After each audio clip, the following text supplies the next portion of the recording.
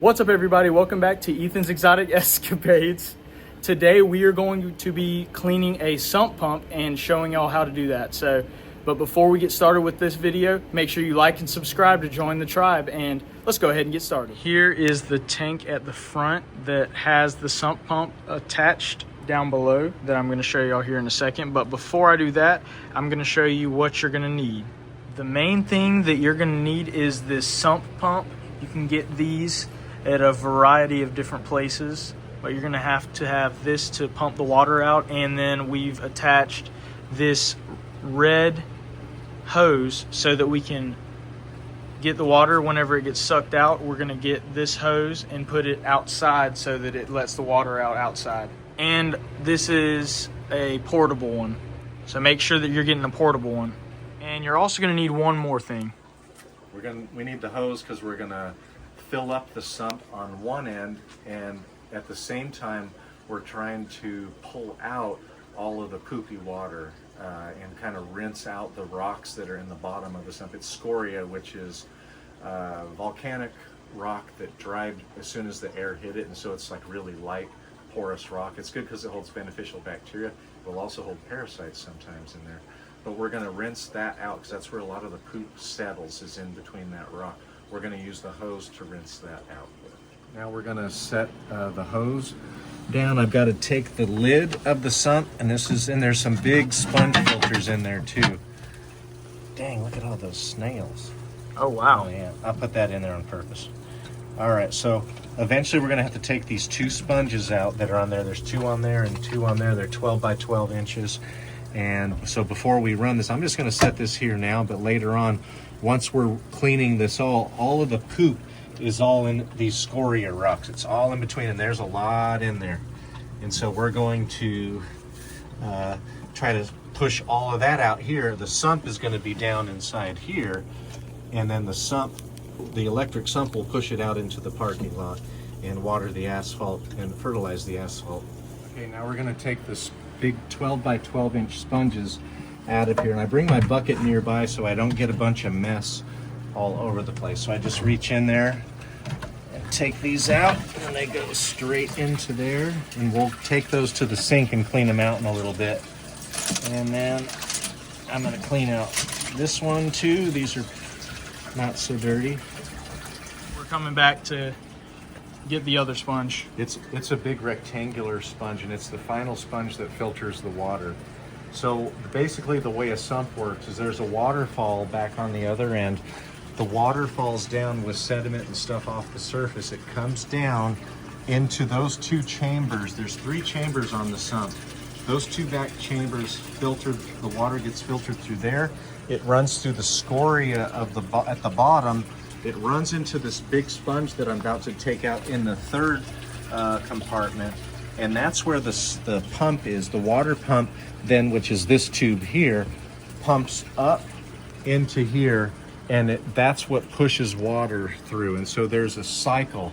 It cycles the water all the way through, and it ultimately ends up there, gets filtered, and then it comes up into here and pushes out throughout the rest of the aquarium. So we're going to take out that last sponge, which is going to be filthy. And here is what the inside of this last compartment looks like. Here's the sump right here that's pumping the sump pump. Circulate the water.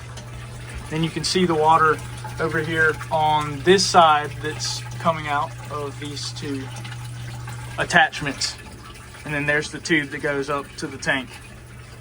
Here we go. Now we're turning on the water so that it can run through the hose, so that we can start with the cleaning part. After taking out the sponge, this is how the water looks afterwards. So it does get pretty dirty after you've taken out the sponges. All right, so now I need to put the sump in. The sump barely fits in there, but I gotta move that. There we go. Now we've got the hose outside so that the water can go right into the parking lot. Now we just have to plug in the portable sump pump. But before you plug in your portable sump pump, you need to make sure that you have your original one that is connected to your tank unplugged. Okay, now that's going. Now I need to turn this on. Okay, so now this should be, it should be draining it. It should be going out in the parking lot. Yep, it is. It's going outside. So now I'm gonna take these screens up for the sponge, and I'm gonna stick my hand in here and agitate the poop and get all the poop to come out with this water. I just kind of stir it, and it cuts my hands a little bit. Probably should use some gloves, but Mama ain't raised one. yeah. So this one, I just move the rocks. I try to stir all that poop up. I want it waterborne. I cut off the pump that takes it back into the aquarium. And so I'm just stirring up all that poop off the bottom. And you gotta watch it, because sometimes the sump subtracts water faster, or maybe it's not as fast, and I have to shut this valve off for just a second, but we'll see. I'm kind of watching it. And then I'm gonna have to do it to this one, so I'll take this screen out as well. Set it here for now. And I can go ahead and start stirring it up, because it's loaded with poop. All kinds of fish poop is in there. Hopefully, if there's any parasites, they're dying and going away too. And so you don't need to put any kind of dechlorinator in the water when you're doing this? Not right now, because it's not shooting up here. Oh, That's okay. a good question. Yeah, so I turned that pump off, so there's only the chlorinated water is only staying down in here. But it's about to overflow, so I'm gonna have to turn this off for a second and let it go down for a little bit. So while it's doing that, I'll continue to agitate the bottom and get the poop waterborne, so it ultimately goes in that last cavity and will get sucked out by the sump. So every few seconds I'll wait, because this is settling in here now. I'll stir that back up. Get that poop out of here. The poop is also, producing ammonia, so you're helping to reduce ammonia in your tank by stirring all this up.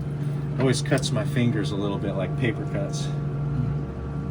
Because of the rock that's in there? Yeah, they're a little bit sharp at times.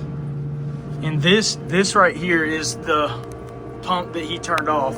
Right here that has this tube, while we have the portable one in. So, oh, by the way, what's happening right now is this is still draining, but it will only drain until it gets to the slit. So it only drains, it's about done, and it'll stop. And then this will go down, because you can see I've turned the water off here for a while, but this water was still maintaining the same height, but that is gonna go down now that this is done draining out of here, because it can only drain about an inch or so, and then it stops. Make sure that you let the water go back down halfway before you start the water that you're putting back in the hose. Make sure that you let it go down halfway. Actually, it's going to keep going down until it's down to there, because now it's sucking water through the vacuum of that pipe. This is the output pipe, so it'll go down actually that far. I'll stir it up again. Stir up those rocks. Stir up that poop that's in there, so it goes out into the parking lot. Okay, it's getting low now, so I'm gonna turn it back on. Is it important to constantly keep stirring the water while the water's coming in? Yeah, because you want to get that poop out of there, because it already wants to start settling like right away. So I just constantly kind of stir it up. I'll stir this up for a little bit longer, plus the water is pushing it here towards the exit. So I continue this process of stirring up the scoria rock that's in the bottom of the sump until I can see my hands about 3 inches away. I don't clean it till it's perfect, but I clean it pretty good. I just keep disrupting it. It just takes a while. It's got to kind of sit here maybe about 20 minutes until I've removed probably somewhere around 90% of all of the poop that has settled in with these rocks. Trying to get all corners of it so it all pushes out. It'll clear up. This one's real clear. This one here is clear. I can see my hand so easily. But if I'm gonna try to stir it up and see how bad it gets, because maybe we're getting close to being done on this side.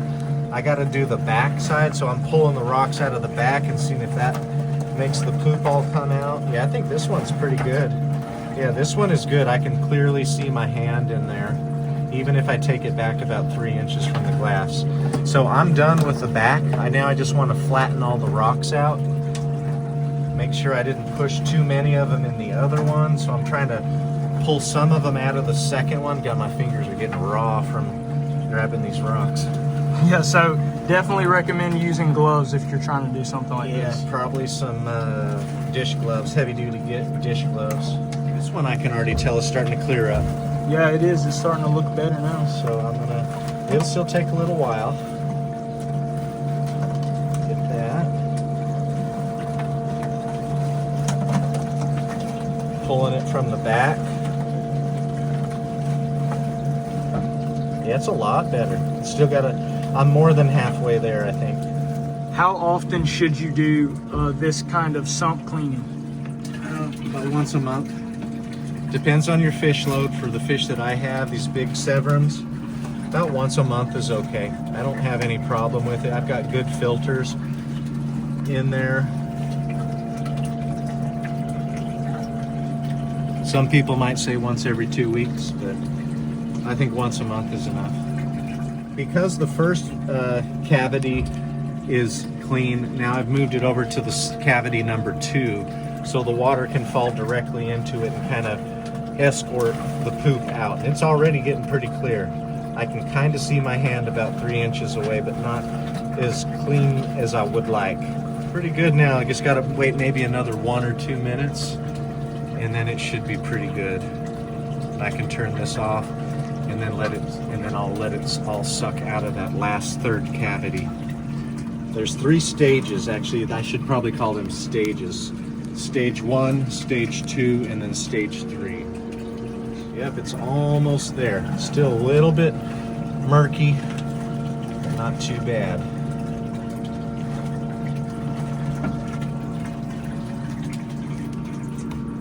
Now what are you doing? Letting it Yeah, I'm just drain letting some it. more? I'm just letting it suck out into the road, the poop, because the water was getting kind of high.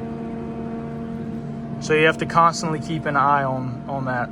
So now I'm going to put my hand inside this third stage, and I'm just swishing my hand around so the sump will grab any of the poop sediment that's sitting in the bottom, especially around this pump, because I need to kind of shoo it over so it gets sucked out. And we're just about done. I'm going to let it go down just a little bit more.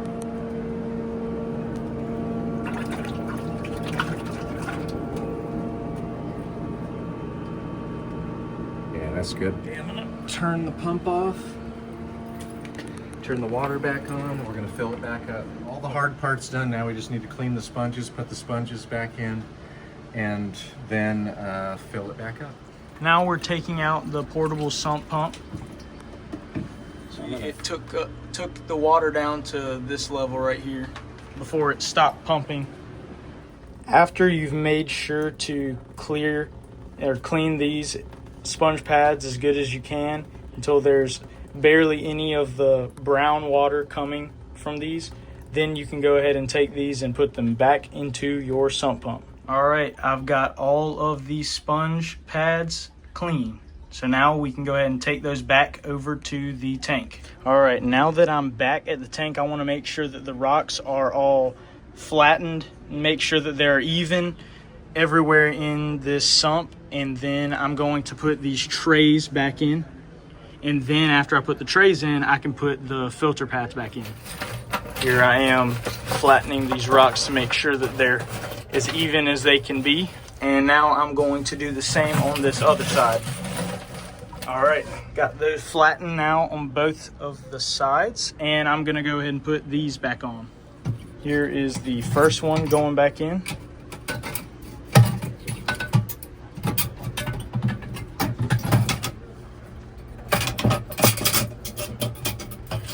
All right, got that one in. And now I'm going to do the second one. Go ahead and drop that.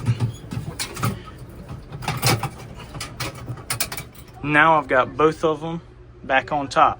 And then after that, you're gonna wanna put back all of the filter pads back to where they were. And on these, there were 2 filter pads stacked on top of each other. So I'm gonna make sure that I get both of those back the way that they were. Got the first one in there. And now I'm going to do the second one.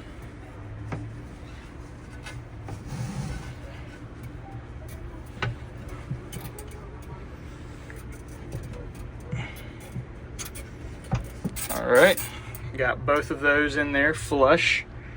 And now I'm going to do the other side. Here's the first one going into this side. And now to put the second pad back inside.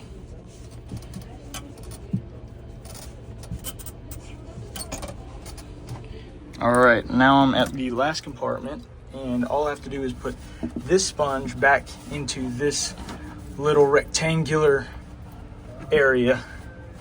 And now I've got all of the sponges back where they need to go. Then you just have to make sure that you have the lids back seated around your top. And that's it actually for down here. The only thing left would be to plug this in, but before you plug it back in, we are going to fill the water back up until this right there with those little slits in it, this has to start water falling, and then that's whenever we can plug the sump back in.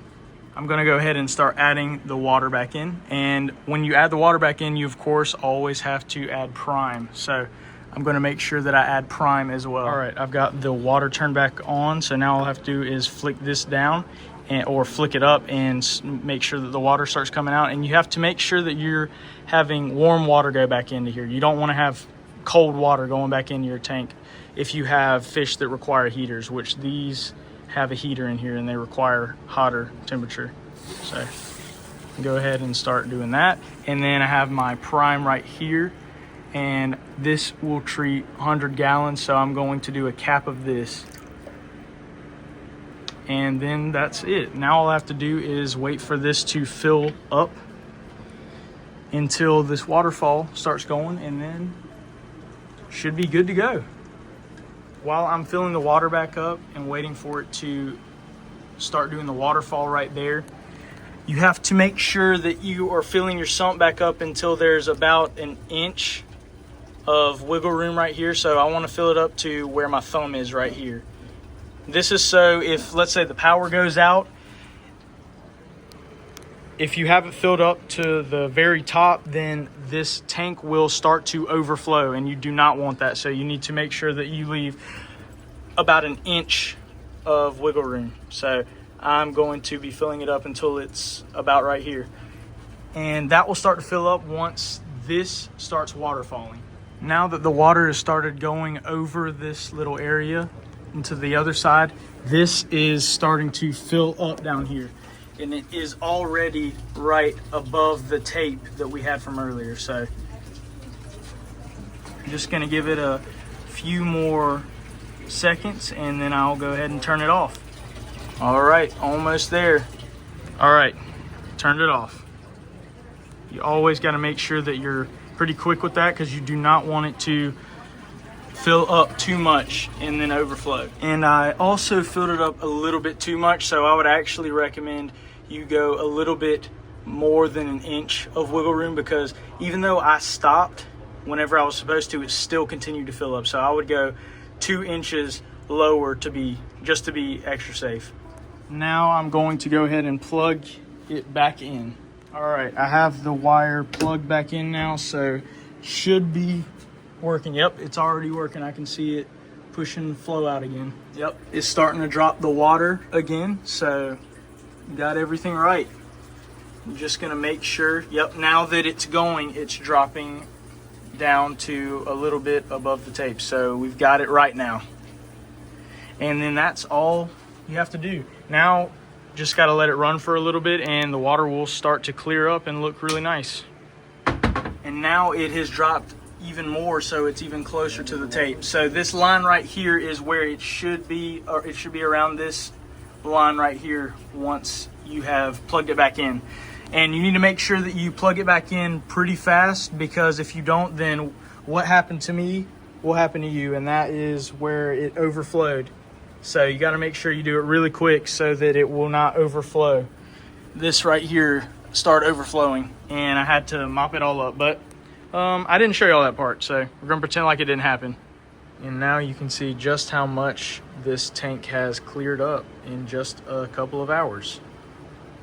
All right, that's gonna do it for today's video. Thanks for joining us on this exotic escapade. If you like this video, make sure you like and subscribe to join the tribe, and I'll see you on the next one.